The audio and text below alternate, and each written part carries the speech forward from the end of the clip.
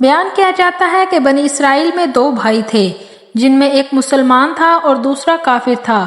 دونوں دریا کے شکاری تھے۔ کافر بت کو سجدہ کرتا تھا، مگر جب مچھلیوں کے لیے جال تیار کرتا تو اس میں ڈھیروں مچھلیاں آ جاتی کہ اس کو کھینچنا بھی اس کے لیے مشکل ہو جاتا، مگر مسلمان کے جال میں صرف ایک ہی مچھلی آتی تھی اور اسی پر صبر کے ساتھ اللہ تعالیٰ کا شکر ادا کرتا تھا۔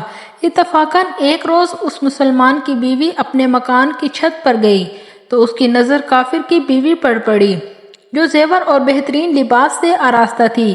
یہ دیکھ کر اس مسلمان کی بیوی کے دل میں وسوسہ پیدا ہوا کہ کاش میں بھی ایسی ہی ہوتی۔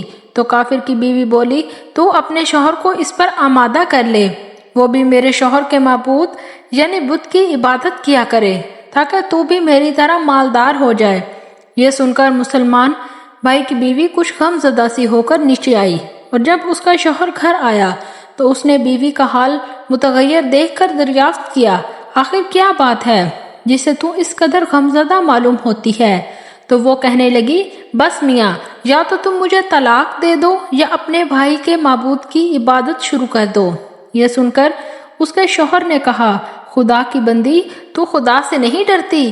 ایمان کی دولت ملنے کے بعد یہ کفر کی باتیں کرتی ہے۔ تو عورت بولی، بس مجھ سے اب زیادہ باتیں نہ بناؤ، میں بھی دوسری عورتوں کی طرح اچھا لباس اور اچھے زیورات پہننا چاہتی ہوں۔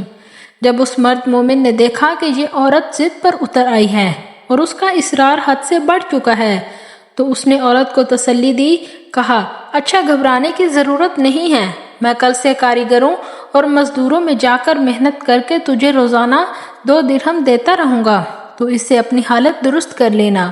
یہ سن کر عورت کو کچھ تسکین حاصل ہوئی اور سویرے ہی وہ مومن مرد مزدوری کی تلاش میں نکلا، لیکن کسی نے اس سے حال تک نہ پوچھا۔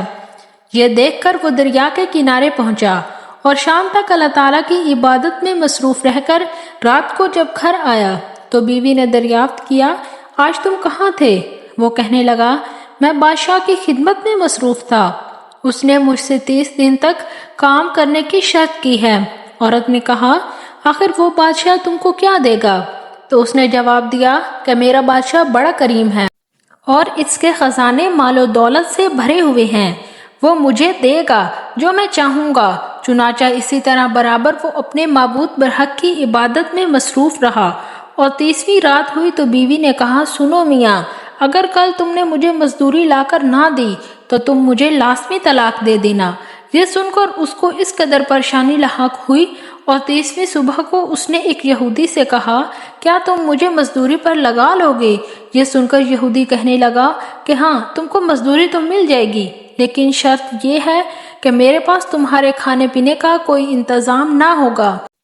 چنانچہ وہ مرد مومن روزے کی نیت کر کے یہودی کے ساتھ ہو لیا۔ اللہ تعالیٰ کے حکم سے ایک فرشتہ 29 اشرفیاں ایک نورانی طباق میں لے کر اس کی بیوی کے پاس پہنچا اور کہنے لگا، میں بادشاہ کا قاصد ہوں، اس نے یہ اشرفیاں لے کر مجھ کو تیرے پاس بھیجا ہے اور فرمایا ہے کہ تیرا شوہر ہمارے پاس کام میں تھا، ہم نے اس کو نہ چھوڑا یہاں تک کہ اسی نے ہم کو چھوڑ دیا اور یہودی کے پاس چلا گیا۔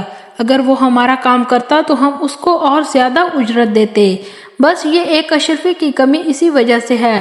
چنانچہ وہ عورت ان اشرفیوں میں سے ایک اشرفی لے کر بازار گئی، سنار نے اس کی 1000 قیمت عورت کے ہاتھ میں رکھ دی، اور جب شام کو وہ مومن مرد گھر واپس لوٹا تو عورت نے اس سے دریافت کیا کہ آج تم کہاں تھے؟ اس نے جواب دیا کہ آج میں ایک یہودی کے کام پر گیا ہوا تھا۔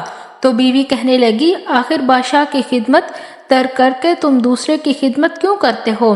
پھر اسر کو اشرفیوں کا واقعہ سنایا، جس کو سن کر وہ مرد مومن روتے روتے بے ہوش ہو گیا، اور جب اس کو ہوش آیا تو بیوی سے کہنے لگا، افسوس کہ میں بادشاہ دو جہاں کی خدمت کا حق اپنے اوپر لازم نہ کیا۔ اس کے بعد اس شخص نے عورت کو چھوڑ دیا اور پہاڑوں پر چلا گیا، جہاں خدا کی عبادت میں مصروف رہ کر اس کا انتقال ہو گیا۔ اللہ تعالیٰ اس پر اپنا رحم فرمائے، آمین ثم آمین۔ اگر آپ کو میری ویڈیو اچھی لگی ہے تو آپ میرے چینل کو سبسکرائب کر دیں اور میری ویڈیو کو لائک کر دیں۔ بہت جلد ایک نئی ویڈیو کے ساتھ حاضر ہوں گی، تب تک کے لیے اللہ حافظ۔